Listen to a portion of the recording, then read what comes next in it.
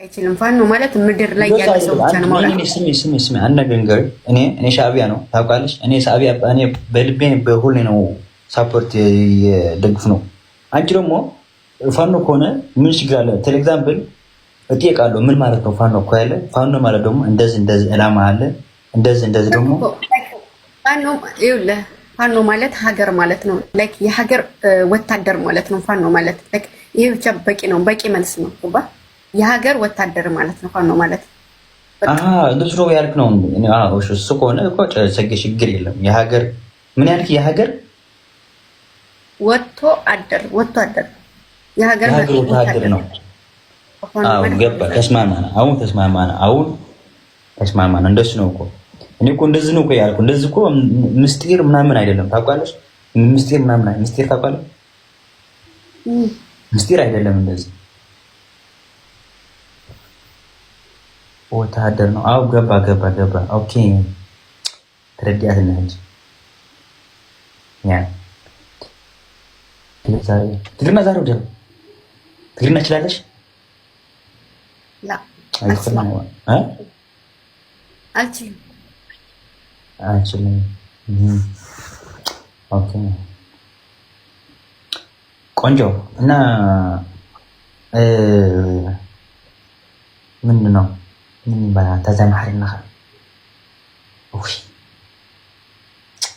ትንሽ አይችልም ወላ አይሰምዕም ትግርኛ አልችልም። ምንድን ነው ችግሩ? ለምን ነው ትግርኛችሁም አይችሉም? ብቻ ንሕና ማሕሪና እንሞክራለን። አታስተምረኝም? አንተ ታስተምረኛለህ። እኔ ትግርኛ ችግር የለም እንደዚህ ተምህራለሁ። ምን ይባላል መሰለሽ? ዓወትና ሓፋሽ እንዴት ይባላል? በፋኑ በማሕሪና ዓወትና ሓፋሽ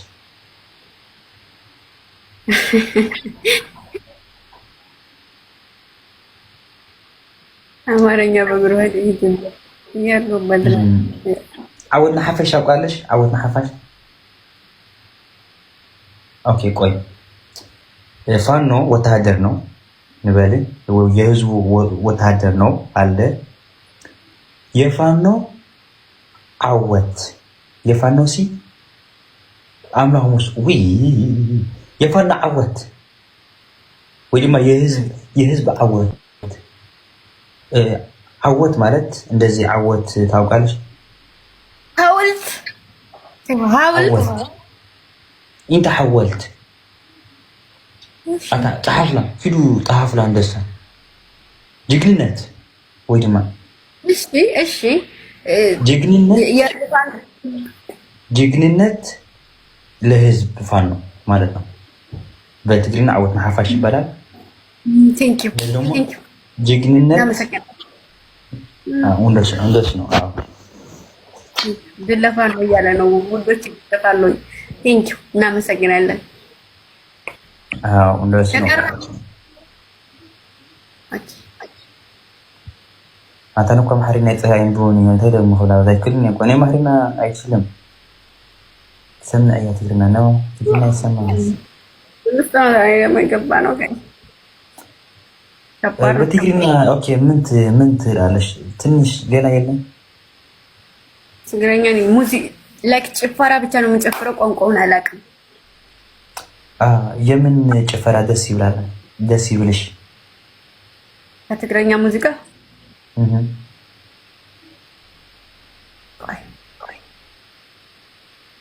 እኔ ደግሞ የፋኖ አለ አንድ አንተ ማን ፋኖ እሳ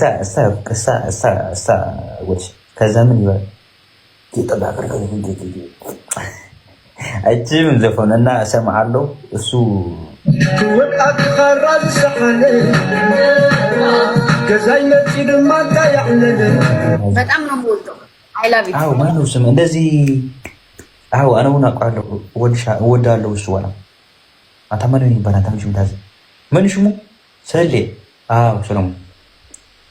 ሰለሞን አንተ የምትወደውን ደግሞ ልክፈትልኝ። እሱ በጣም ሀያሰብ ነው።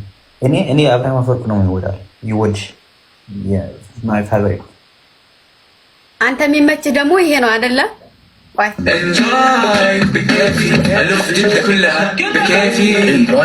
بكيفي I got a feeling something bad's coming.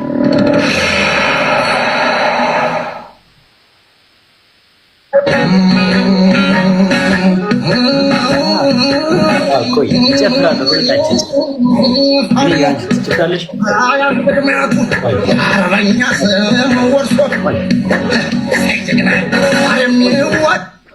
ቆይ ቆይ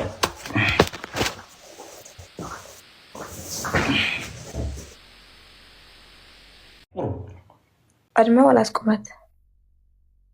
ዕድመ ተገዲስካ ሞቶ ግዜ ተብላ ግን ካብ ዕድመ ጋላይ ሕተት እንጂ ዝበሃል ሞታይ ዲ ሕጂ ንምንታይ ዲ ሓይተ ክትዕድመ ከምዚ መሰተ ነገራት ተኾንክሲ ከም ሻለቂ ኣሉ ተውፅእ ቃላት ገለ መለ ቁሩካ በካ ዓብይ ትብል ተኮይና ከዓ ናይ ሬስፔክት ቃላት ኣሎ ተውፅእ መናእስካ ተኮይና ከዓ ማለት ነናቱ ደረጃስ ኣለዎ ቃላት ክንደይ ዕድመ ሃስኻ? ኣነ እንዳዕድም ሓይተኪ ኖርማል ምክምሰለይ እኳ ግድን ኣይኮንኩ ክንብ ምሰልካ ዘለና ከተካኸለ ንሓን ከምዚ ዳሓነ ወራቲ ልክዕ መዳሕና ይንነጋገር ግን ካብ 20 ንላዕሊ ካብ 25 ታሕቲ ድህን እንታሕቲ ካብ ኩነይ ታሕቲ 25 ካብ 20 ንላዕሊ ካብ 25 ታሕቲ ስለዚ ግን ቢያስኮር ማለት ካብ 29 ታሕቲ ተኾን ናይ 24 ጌርክ ኣለኸ ማለት እዩ ይኸውን ኣረኖ ኣምናእት የለን ኣነ ዶ ወሊደክ ንዕባ ኣንስኽካ ክትነግር እንደለክ እሞ ገስ እኳ ጌርካ ማለት እዚ ማሽን ዲ ዕድሜናስ ኦኬ ክግምት ኦኬ ፀገም የለን ኢስራን ከይሓስኹ ማለት ካብ ልበይ ከይሓስኹ ካብ ልበይ ተኾይና 29 ጌርክ ኣለኸ ማዕርኹ ዶ ኣረጊት ኮይን ተሰሚዐካ ወይስ ከምኡ ስለ ዝደለካ ኢኻ ንስኻ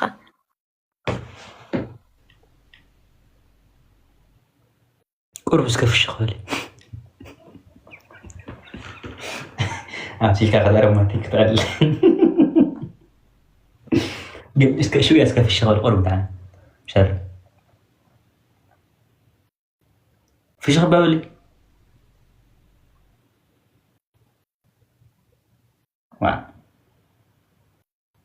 እኒኽ ዶ 32 ትብል ጋይስ ነዚ 29 ዘይተቐበሎ ተትሪእዎ ኣለኹም ግን ዳሓን በቲ ኮይኑ ኣነ ክንደይ ይመስል መገምት እንዳሓን 16 እንዳልኪ ኢለካስ 24 ዝመስል ኣዝርሽ ኣይተሳፊኺ ገለ እታ ክሳድ ክሳውፂኽያ ገለ ማለት ሕጂ እንታይ 16 ቲክቶክ ፍቀደሉ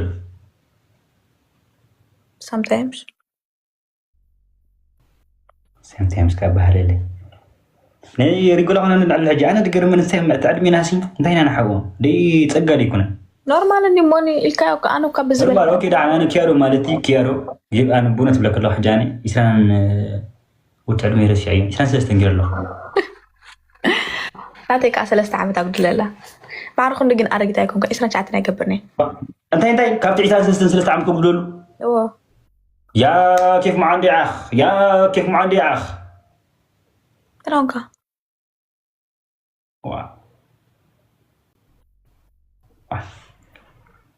اسخص 20 ايه تتسقم على ودي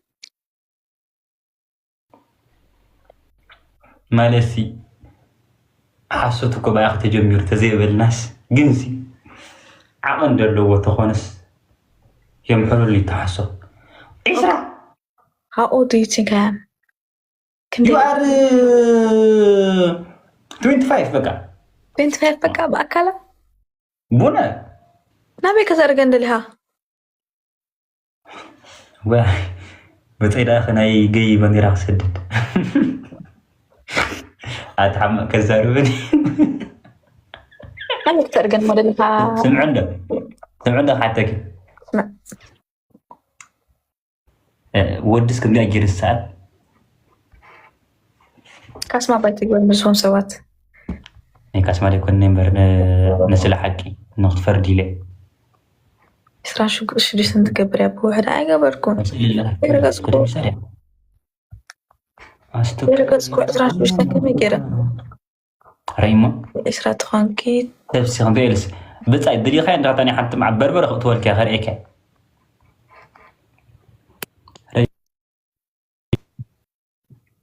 سوكم زي السؤال زياس كم زياس ودس كم زياس سؤال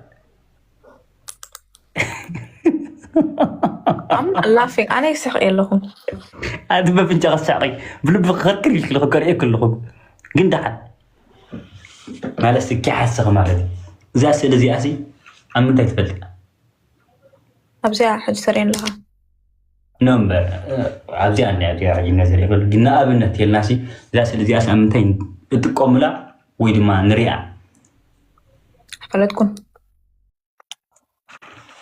نقدر إسراء يكون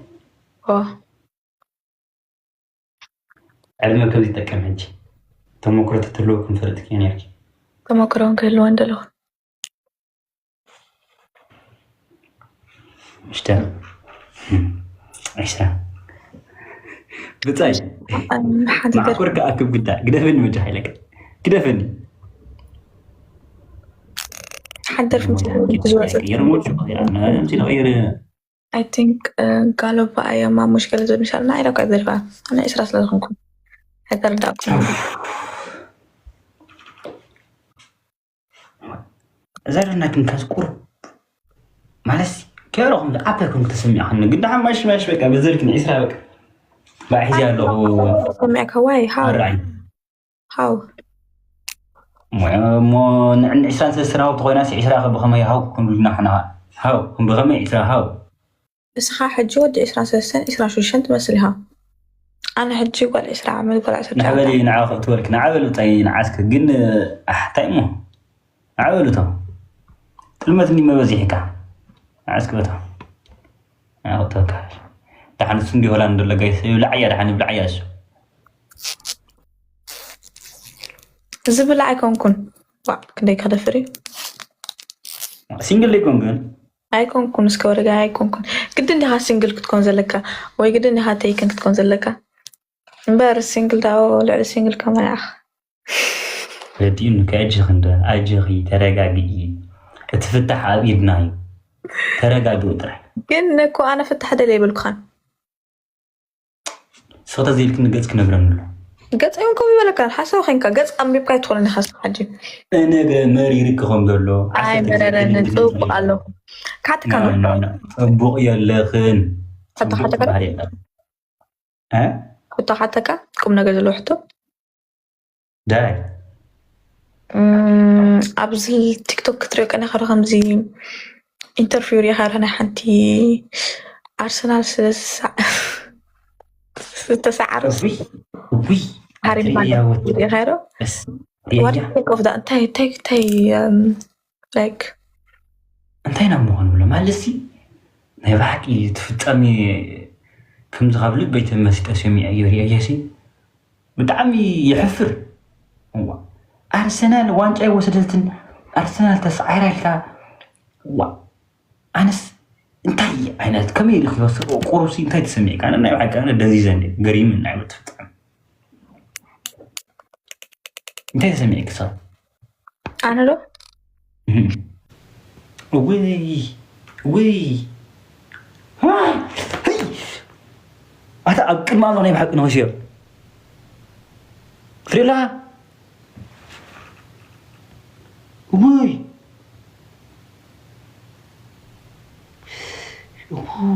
وي